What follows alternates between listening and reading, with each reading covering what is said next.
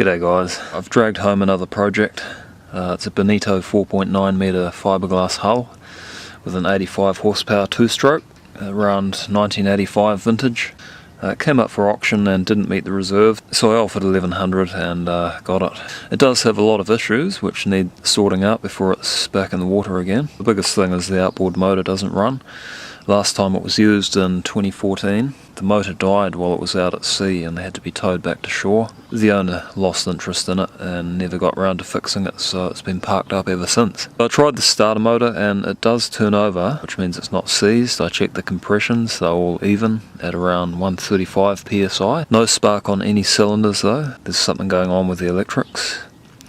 The trim tilt works fine, transom is good, solid as. It's spent most of its life in salt water, so there is some corrosion to be expected with this age outboard. It also has a hole in the hull. This roller frame has broken at some stage and the metal upright has gone up through the hull. This part has been repaired, but I noticed another hole under here where it was bouncing around on that metal frame, so I'll have to cut a hole in the floor and patch it up from the inside. Quite a few gel coat chips which I'll seal up to keep the water out of the fiberglass. The trailer has some badly rusted sections, so I'll have to do some welding and strengthen it up. So there is a bit of work to do, but I think it'll be worth the effort. These are really well made hulls. A nice deep V, so they're a comfortable ride even in rough weather. The string is solid fiberglass, so no rotten wood to worry about under the floor. So that should keep me busy for a few weeks, I think.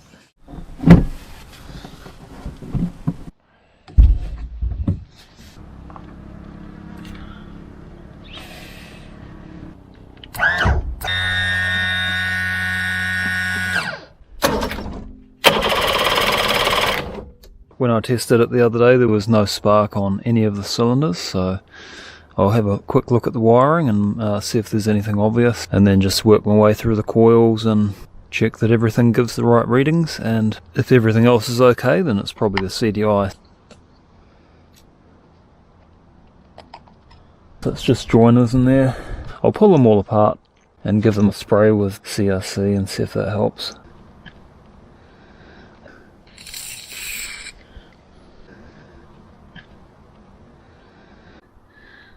There's a bit of corrosion forming around the outside of that.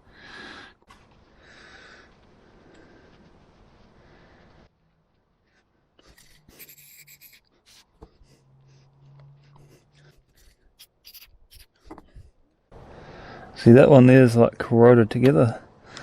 I can't even get that apart.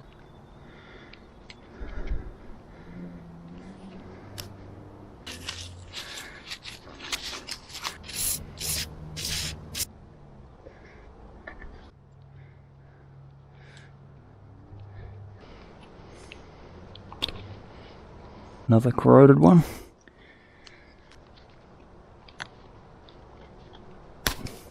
I'm just using a fine sandpaper here just to get rid of the corrosion.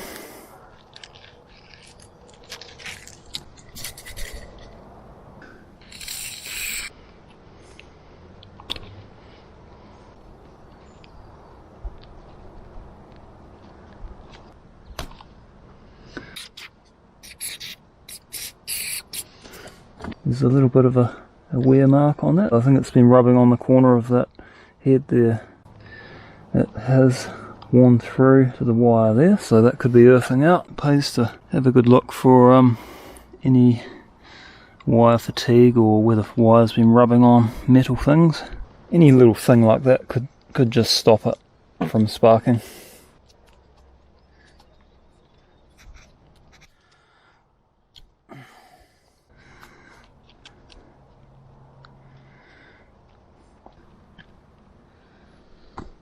So we'll check all these earths now and just make sure they're nice and clean. A wee bit of corrosion in there.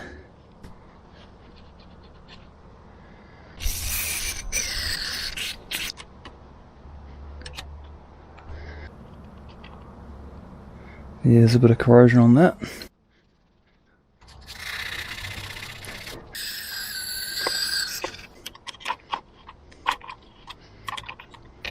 So that's all the terminals cleaned up. I'll see if it's going to spark now.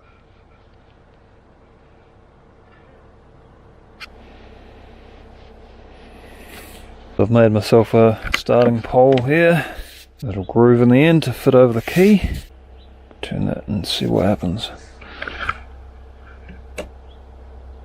Oh, that's sparking, look at that. When I tried it the other day, there was no spark on any of them.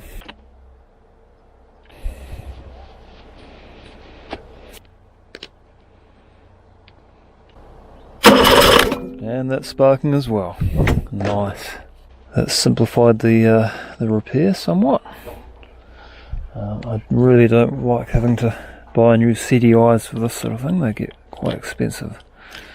So, fingers crossed, there's not much wrong with it.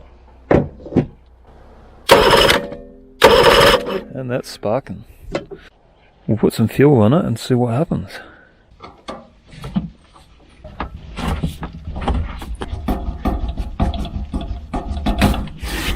I've got a little bit of premix fuel here. I'll just put that pipe in there and see if I can suck it through. It seems to be filling those carbs up, so we'll just flush all the old fuel through.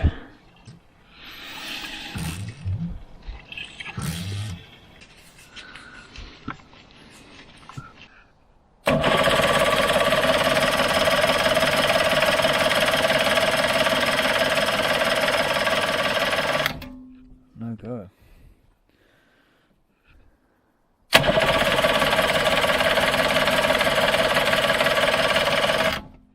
Try squeezing a bit more fuel through there.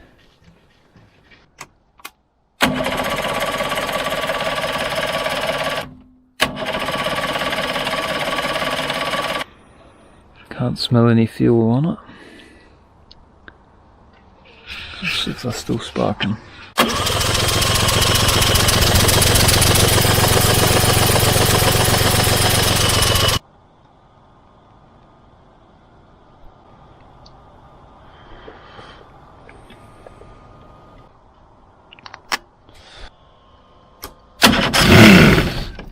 Yeah, she runs. That sounds pretty sweet actually.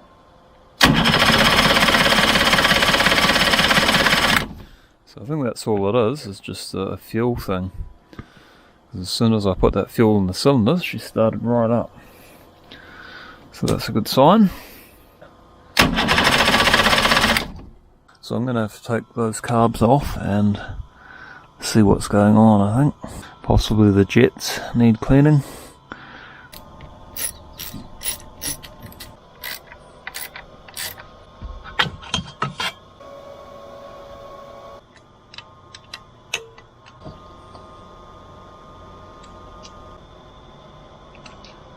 Automatic oiler, that's obviously working.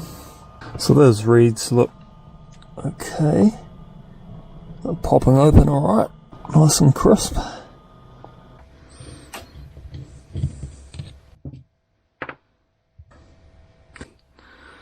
It's quite filthy in there. That could be a problem. You can see all that gunk and around that jet.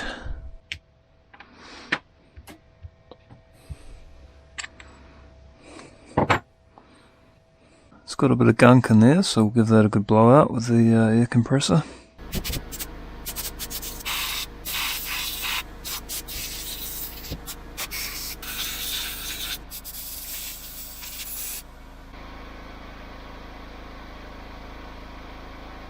Alright, that was actually quite filthy, so hopefully it goes a bit better. After that, should be able to see through all those holes. There should be no blockages.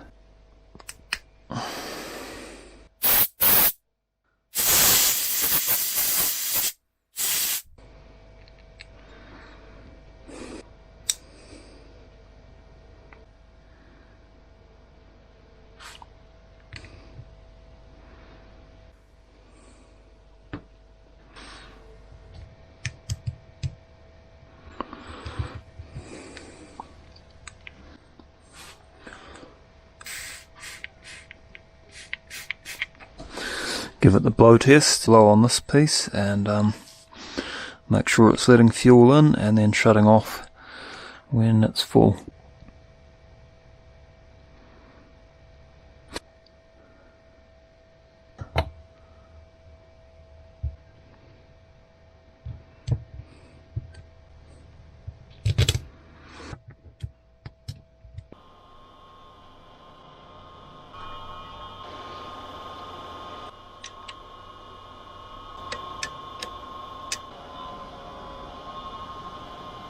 So look at those reeds.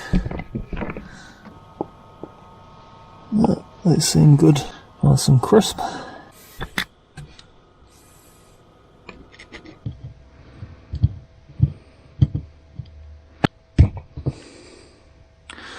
Oh yes, look at that. It's got quite a bit of gunk in it. Look how filthy that is. That one looks to be fully blocked up. I can't see through it, so that's definitely one of our problems.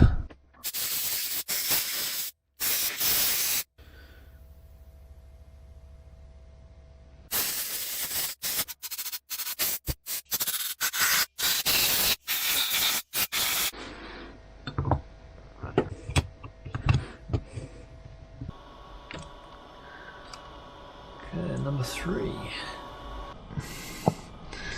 They're all sealing well. No problems.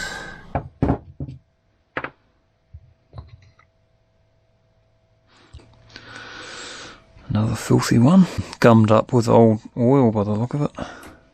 This one is the worst of the lot. That's pretty much fully plugged up, that jet.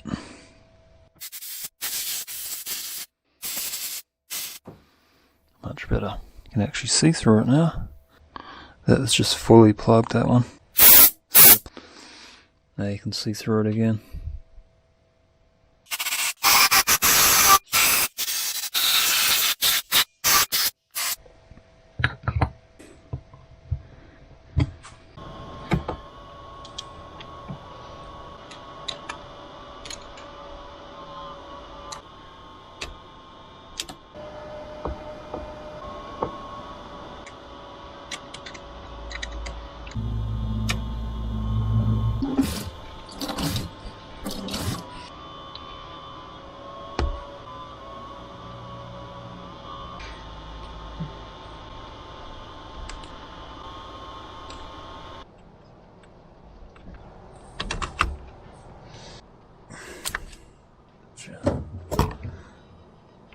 It's pretty good.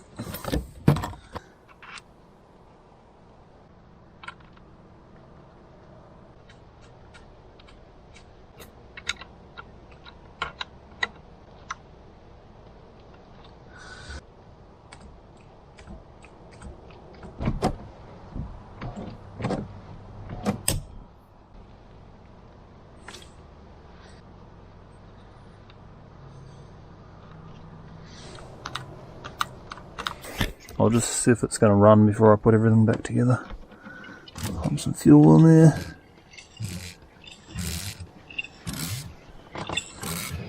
Fill up those carbs.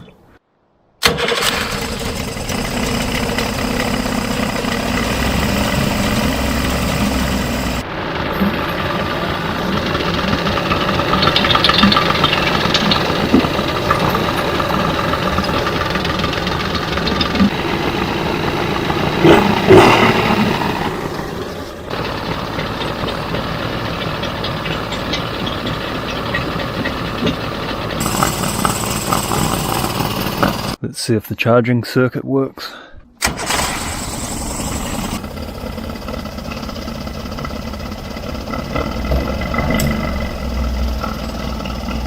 Alright, so I'm going to sync the carburetors now.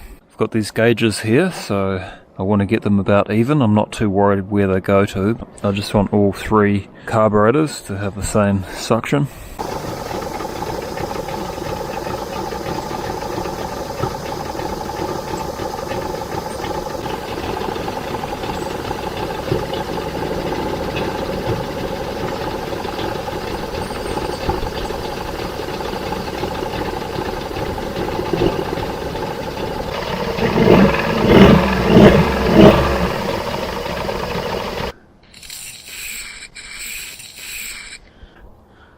G'day mate, what are you up to? I'm just riding the bike. Good boy. Do you want to go for a ride in the boat too? Yeah. Yeah, we'll get it going, and go for a fat. All the metal parts want to be tied together, that's what these wires are for. And it ties it back to these anodes.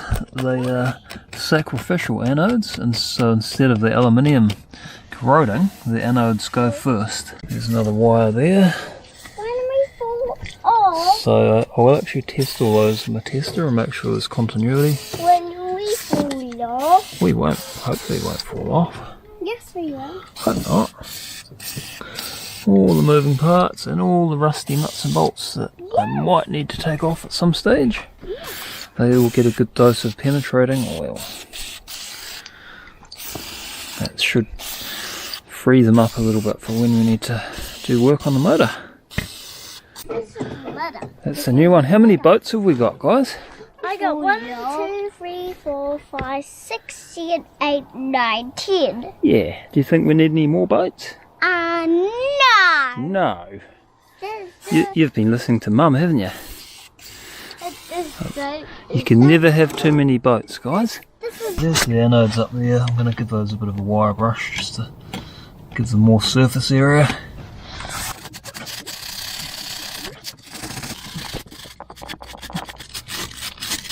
So I'm just testing if these wires are doing what they should and tying all the metal parts together so that it's all brought back to these anodes. That reduces the corrosion. Okay, that one's good. That's good. Good. Oh, yep, that's good. Seems all good. Often people overlook those wires and they tend to get corroded on the inside of the terminal, and then you lose your connection and one part will start corroding away because it's not connected to the anodes. There's a few grease points on this one.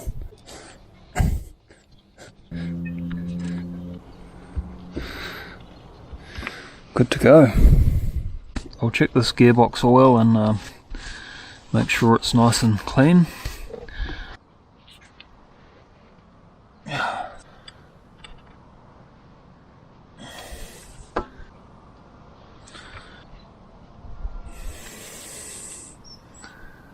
That looks pretty good actually.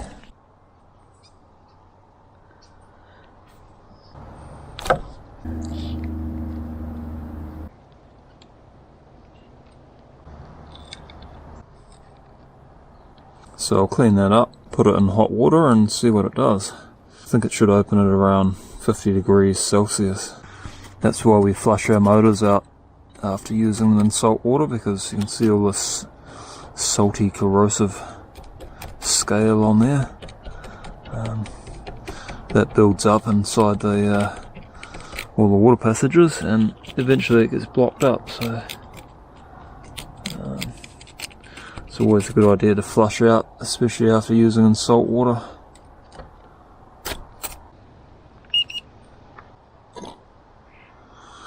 Yep, looks like it's opening up, so that's working alright. If your thermostat's not working or blocked up, it'll either not let the water through, so your engine will overheat, or they get stuck open. It doesn't burn efficiently, and it's not good for your engine to run too cold, so pretty important to check the thermostat.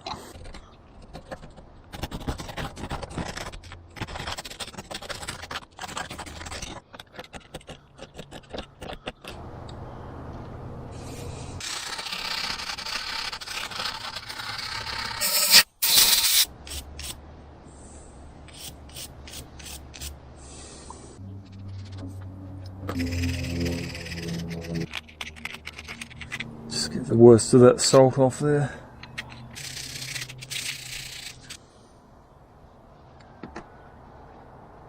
Because there's a bit of corrosion in this face here, you really need to use a gasket sealant just to fill in all those gaps, otherwise it could leak.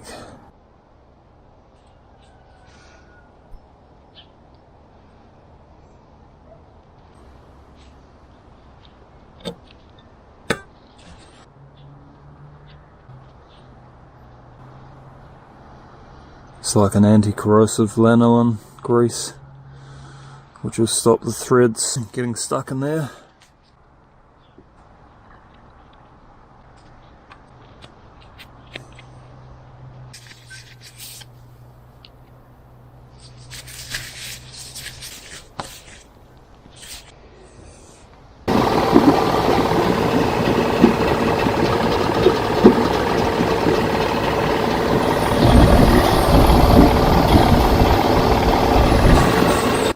That's looking good. No leaks around the thermostat. It is pumping water around the cooling circuit, but that impeller probably hasn't been changed for over a decade, so I'll order a new one and put that in. I'm pretty happy with the motor. It seems to be running fine. Maybe a little bottom end noise there, but I won't know how bad it is until I get a load on it and give it the beans. So I'll leave it there for now, and in the next installment I'll fix up the hull, strengthen up the trailer and get it back on the water. Thanks for watching, see you next time.